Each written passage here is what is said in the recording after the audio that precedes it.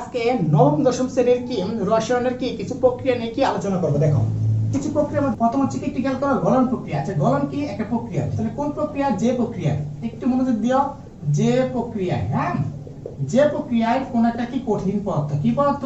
কঠিন পদার্থ তরলে পরিণত হয়। আচ্ছা তরলে কি এমনি এমনি পরিণত হয়?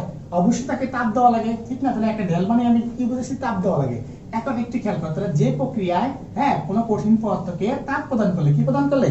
তাপ প্রদান করলে তা তরলে পরিণত হয়, তাকে কি বলে? গলন প্রক্রিয়া বলে। বুঝতে পারছি? এ হচ্ছে তোমার কি গলন প্রক্রিয়া।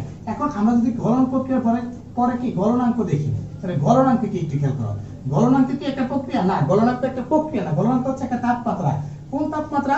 যে তাপমাত্রায়, একটু খেয়াল করো, যে তাপমাত্রায় কোন একটা কঠিন পদার্থ, কি পদার্থ? কঠিন পদার্থ তরলে পরিণত হয়, সেই তাপমাত্রা হচ্ছে আমার কি?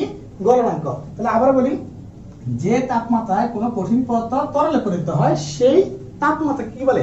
গলনাঙ্ক বলে। তাহলে গলনাঙ্ক হচ্ছে একটা তাপমাত্রা, আর গলন হচ্ছে কি একটা প্রক্রিয়া। আচ্ছা গলনাঙ্কটা কি? গলনাঙ্কটা হচ্ছে তোমার কি? গলনাঙ্ক প্রক্রিয়া কি একটা তাপমাত্রা। এখন এরকম ভাবে যদি আমরা কি স্ফুটন দেখি, স্ফুটন, হ্যাঁ, আচ্ছা স্ফুটন কি? আচ্ছা স্ফুটন একটা প্রক্রিয়া। কোন প্রক্রিয়া? যে প্রক্রিয়ায়, ঠিক আছে, একটা তরল পদার্থকে যদি আমরা কি তাপ প্রদান করি, তা কি বায়বীয় পদার্থে পরিণত হয়। কি পদার্থে? বায়বীয় পদার্থে। তাহলে একটু খেয়াল করো, গলন এবং কি স্ফুটন দুটোটা কিন্তু ভিন্ন প্রক্রিয়া, কিন্তু দুটোটা কি একই জিনিস, সেটা হচ্ছে কি প্রক্রিয়া। আচ্ছা এখন আমরা দেখি, যদি বলি আমরা কি যে প্রক্রিয়ায় কোনো তরল পদার্থকে তাপ প্রদান করলে তা বায়বীয় পদার্থে পরিণত হয়, তাকে কি বলে? স্ফুটন বলে। তাই কি বলে? স্ফুটন বলে। তাহলে এখন স্ফুটনের পরে যদি আমরা দেখতে যাই স্ফুটনাঙ্ক কি, তাহলে স্ফুটনাঙ্ক কি? তোমার একটা তাপমাত্রা হবে অবশ্যই। আচ্ছা স্ফুটনাঙ্ক যদি দেখি, তাহলে কোন তাপমাত্রা? যে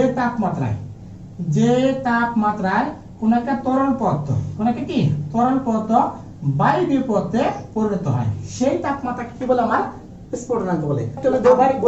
আবার একটু বলে দেখো, গলন হচ্ছে কি? যে প্রক্রিয়ায় কোন কঠিন পদার্থকে তাপ প্রদান করলে তা তরলে পরিণত হয়, সেই প্রক্রিয়া হচ্ছে আমার কি? গলন। আর গলনাঙ্ক হচ্ছে কি? যে তাপমাত্রায় কোন কঠিন পদার্থকে তাপ প্রদান করলে তা তরলে পরিণত হয়, সেই তাপমাত্রা হচ্ছে আমার কি? গলনাঙ্ক। এখন স্ফুটন হচ্ছে আমার কি? যে প্রক্রিয়া কোন তরল পদার্থকে তাপ প্রদান করলে তা বায়বীয় পদার্থে পরিণত হয়, সেই প্রক্রিয়া হচ্ছে আমার কি? স্ফুটন। এবং স্ফুটনাঙ্ক কি? স্ফুটনাঙ্ক যে তাপমাত্রায় কি আমরা কোন তরল পদার্থকে কি বায়বীয় পদার্থে পরিণত করি, বা যে তাপমাত্রায় কোন একটা কি তরল পদার্থ বায়বীয় পদার্থে পরিণত হয়, সেই তাপমাত্রা হচ্ছে আমার কি? স্ফুটনাঙ্ক।